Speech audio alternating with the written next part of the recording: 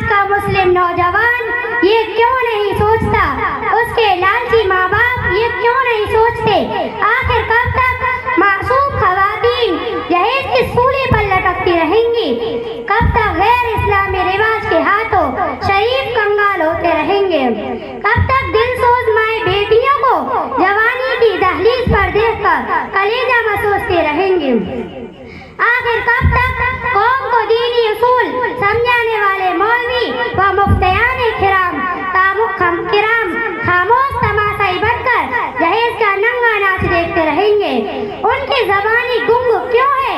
انہیں کون سے سانپوں نے سونگھ لیا ہے؟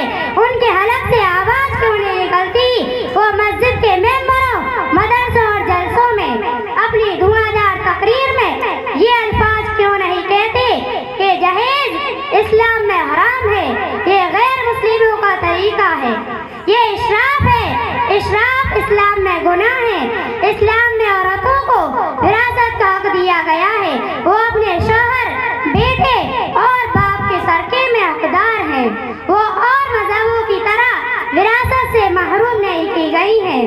پھر یہ جہیز کی ادائیگی ان کے ماں باپ کے کون سے گناہوں کی سزا ہے؟ کس خطا کا جرمانہ ہے؟ یا ان کی خطا یہی ہے کہ انہوں نے اپنے دل کے ٹکڑے کو اپنا لہو پلا کر پروان چڑھایا، اس کی تعلیم و تربیت کے لیے محنت مزدوری کی، اس پر اپنے گاڑے پسینے کی کمائی نچھاور کی۔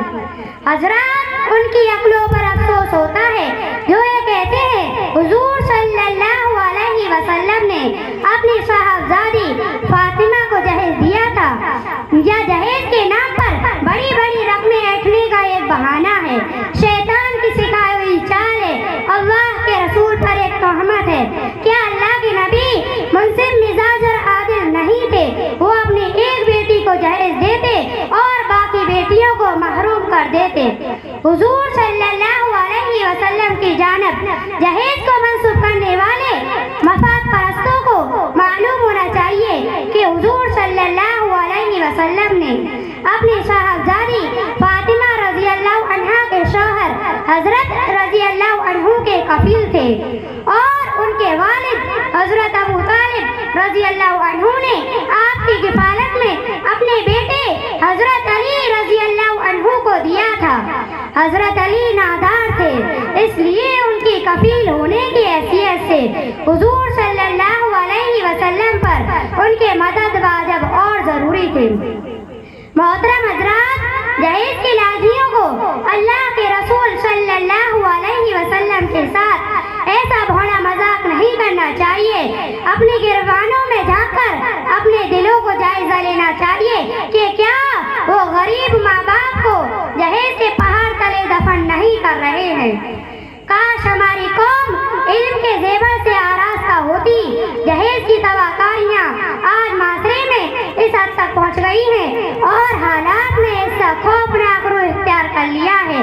غریب والدین کی قابل سے قابل لڑکیاں اپنے مستقبل سے مایوس ہو کر زہر کھا کر یا خودکشی کر کے یا اپنے گلے میں پھانسی کا پھندا ڈال کر مر جاتی، یا اپنے آپ کو آگ میں جلا ڈالنے پر آمادہ ہو رہی ہیں۔ اس رسم بد کو جڑ سے اکھاڑ پھینکنے کے لیے ہمارے نوجوان طبقے کو آگے بڑھ کر اصلاحی کمیٹی بنانی ہوگی اور عہد کرنا ہوگا کہ نہ وہ خود جہیز لیں گے اور نہ ہی معاشرے میں کسی دوسرے کو جہیز لینے دیں گے۔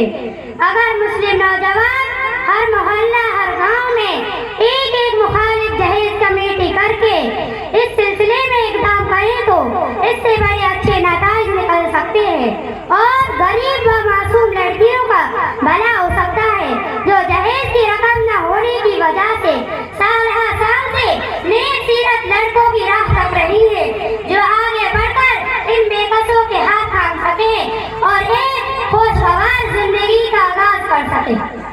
اے مسلمانوں، اس لیے ہمیں ہوش میں آ جانا چاہیے ورنہ بربادی ہماری قسمت بن جائے گی۔ اب میں انہی چند باتوں پر اپنی تقریر ختم کرنا چاہتی ہوں۔ دعا کریے کہ اللہ تبارک تعالیٰ تمام مسلم بھائیوں کو جہیز کی لعنت سے بچائے، آمین ثم آمین، اور نکاح شادی بیاہ کو سادگی سے انجام دینے کی توفیق عطا فرمائے، آمین۔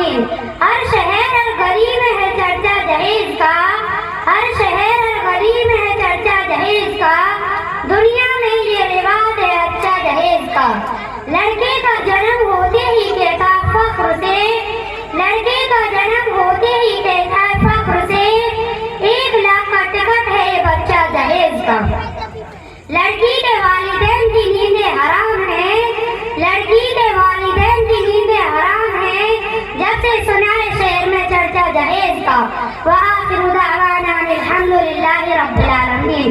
السلام علیکم ورحمۃ اللہ وبرکاتہ.